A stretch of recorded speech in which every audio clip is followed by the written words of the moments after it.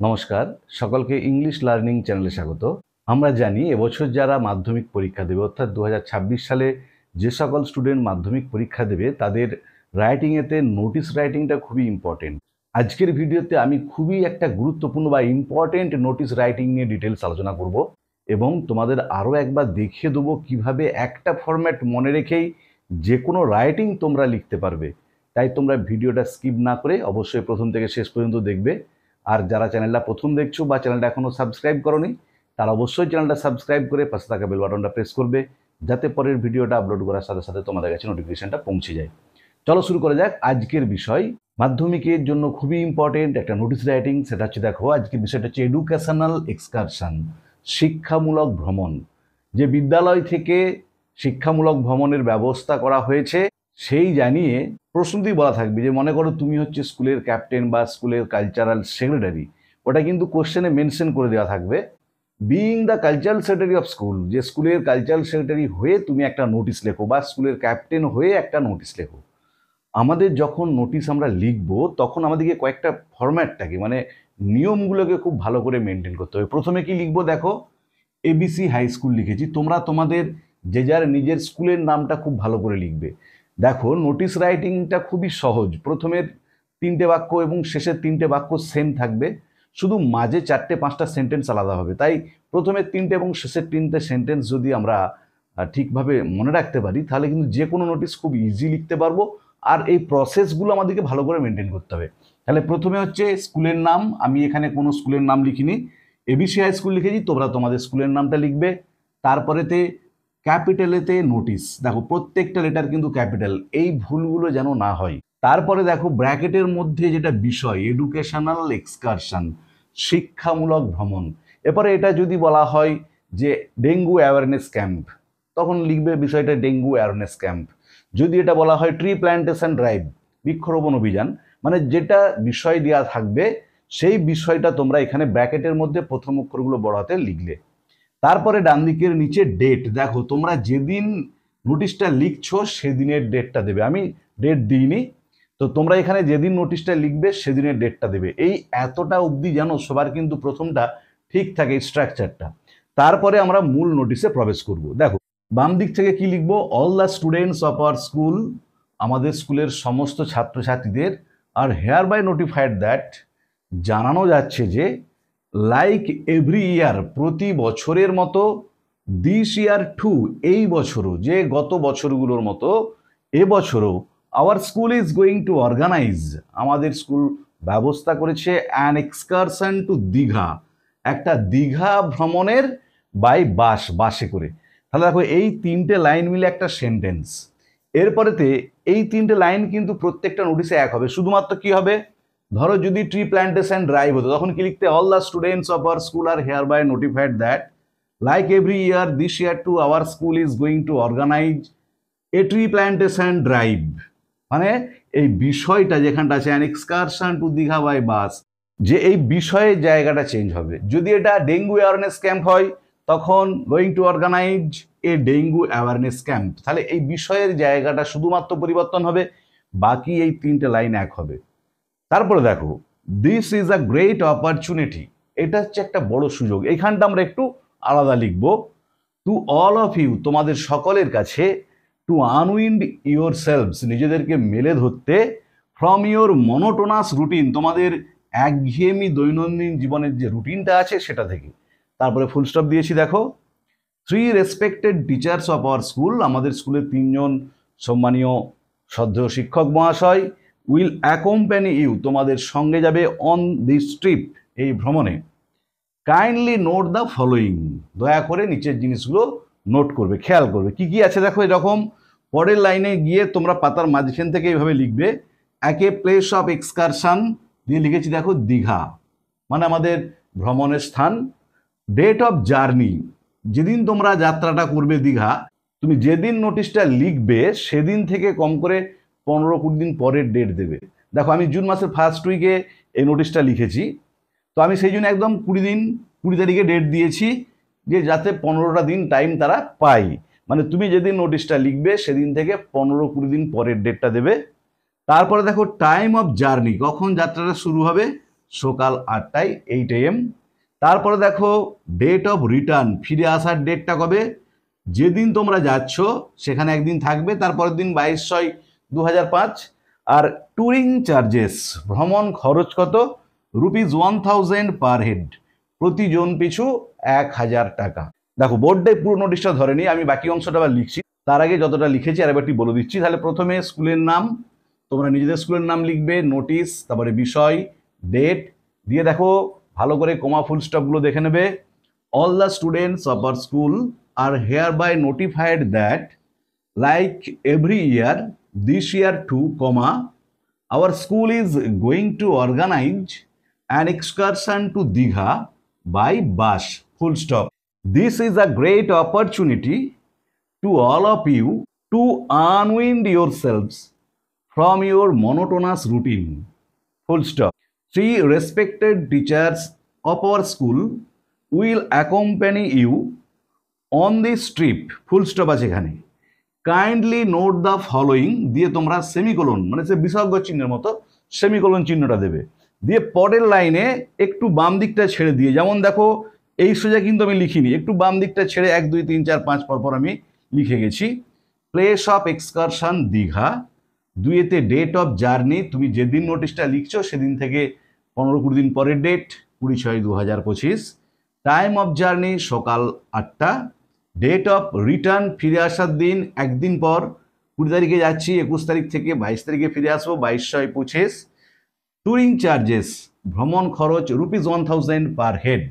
তারপরে দেখো তারপরে কি লিখেছি, দোজ হু আর উইলিং, তারা যারা ইচ্ছুক, এটাও কিন্তু সব নোটিশের ক্ষেত্রে সেন্টেন্সটা হবে, টু জয়েন দিস এক্সকারশন, এই ভ্রমণে যোগদান করতে, কমা দিয়েছি দেখো, আর আক্সড, তাদের বলা হচ্ছে, টু এনলিস্ট দেয়ার নেম, তাদের নামগুলোকে তালিকাভুক্ত করতে, অ্যালং উইথ ₹1000 ইচ, প্রত্যেকে 1000 টাকা সহ।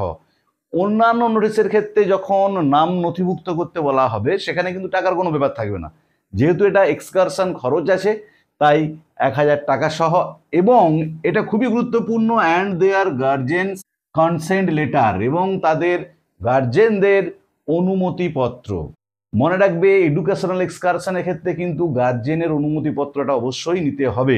তাহলে গার্জেন্স কনসেন্ট লেটার এটা তোমরা অবশ্যই লিখবে। কার কাছে নামটা নথিভুক্ত করবে, two their respective class teacher, তাদের নিজ নিজ শ্রেণী শিক্ষকের কাছে, বাই 15th জুন ইনস্ট্যান্ট, 15ই জুনের মধ্যে, সব থেকে বেশি হলে যে শেষ তারিখ হচ্ছে 15ই জুন, তার মধ্যে তোমরা নাম নথিভুক্ত করবে। দেখো এই সেন্টেন্সটাও কিন্তু অন্য নোটিশের ক্ষেত্রেও একই হবে। ধরো স্কুলের ডিবেট কম্পিটিশন হবে বা স্কুলে একটা কুইজ কন্টেস্ট হবে, সেক্ষেত্রেও আমরা এই বাক্যগুলো লিখবো, শুধুমাত্র টাকাটা থাকবে না, কনসেন্ট লেটারটা থাকবে না। সেক্ষেত্রে লিখবো those who are willing to participate in the debate competition.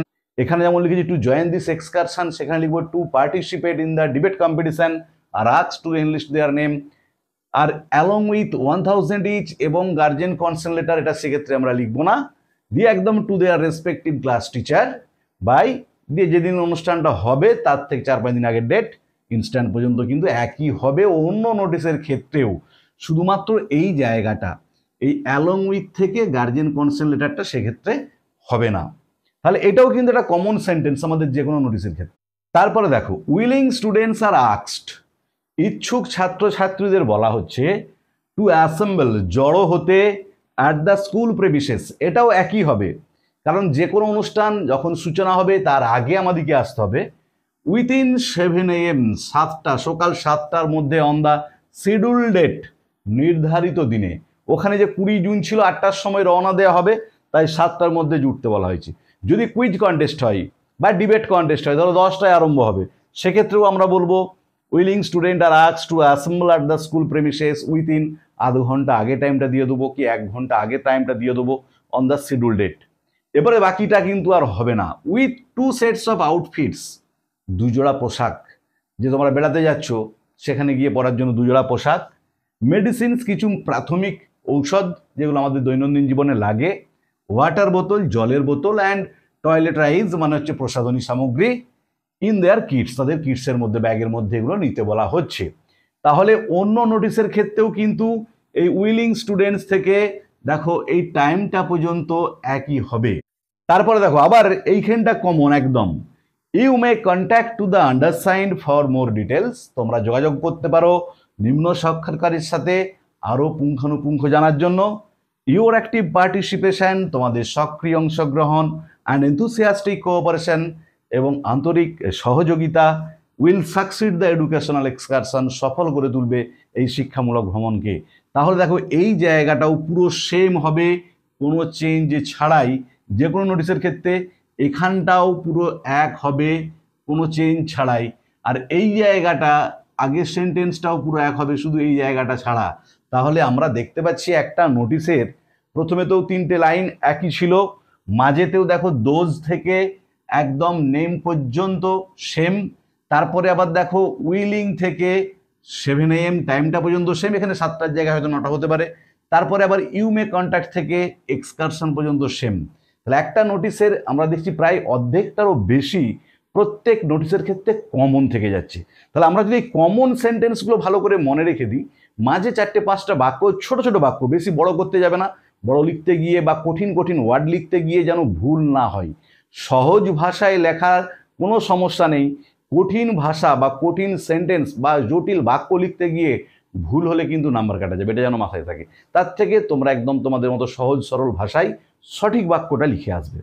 তারপরে দেখো ডান দিকের নিচে কি লিখেছি, এসডি। তোমরা এখানে এসডির পরিবর্তে সিগনেচার এটাও লিখতে পারো, দিয়ে তোমার যেটা পুরো নাম, নিজের নাম, সেটা টাইটেল সহ এখানে লিখলে। তারপরে দেখো তোমার পদ যেটা কালচারাল সেক্রেটারি, এখানে তোমাকে প্রশ্নতে উল্লেখ করে দেওয়া থাকবে তোমার পদটা কি। কালচারাল সেক্রেটারি হতে পারে, তোমাকে বলতে পারে স্কুল ক্যাপ্টেন, যেটা তোমাকে বলবে পদটা সেটা কিন্তু কোশ্চেনে মেনশন করা থাকবে, সেটা লিখলে।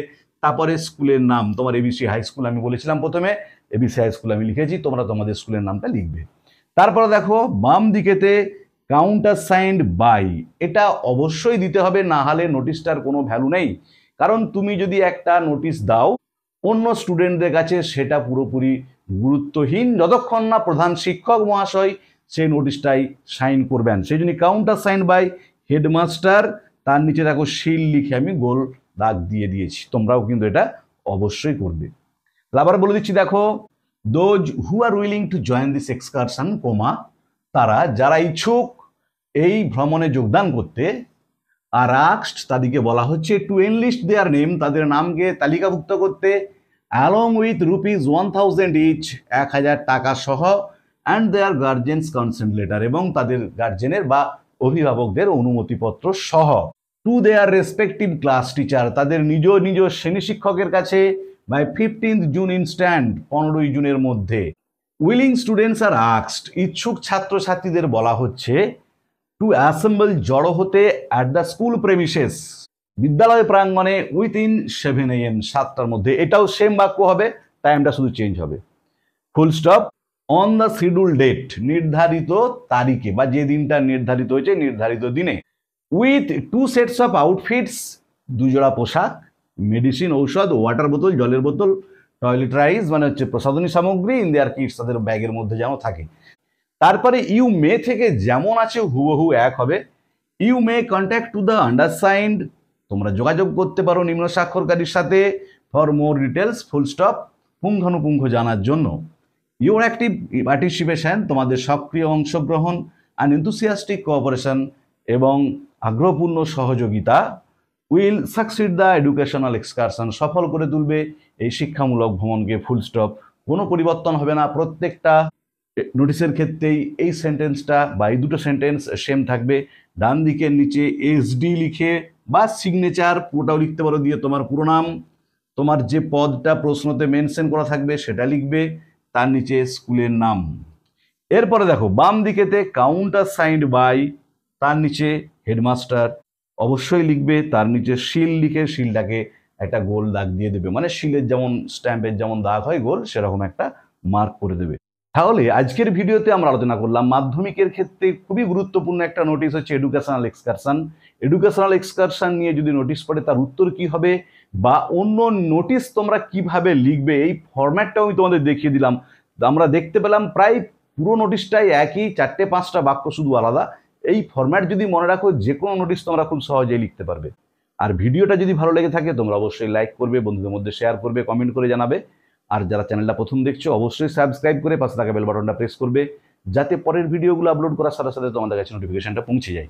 আর আমি মাধ্যমিকে 2026 সালে যারা মাধ্যমিক দেবে, যেসব ইম্পর্টেন্ট রাইটিংগুলো তোমাদেরকে ফাইনাল পরীক্ষার জন্য ভালো করে প্রস্তুত করতে হবে, আমি পরপর এরকম ভিডিও আকারে আপলোড করে যাব, তোমরা অবশ্যই ফলো করতে থাকবে। আমি অলরেডি বেশ কয়েকটা রাইটিং আপলোড করেছি, কয়েকটা লেটার আর একটা নোটিশ আপলোড করেছি। যারা সেগুলো দেখোনি তাদের জন্য আমি ডেসক্রিপশন বক্সে সেসব রাইটিংয়ের লিঙ্ক দিয়ে দিয়েছি, তোমরা অবশ্যই সময় মতো দেখে নিও। ভালো থেকো সবাই, ধন্যবাদ, দেখা হবে পরের ভিডিওতে।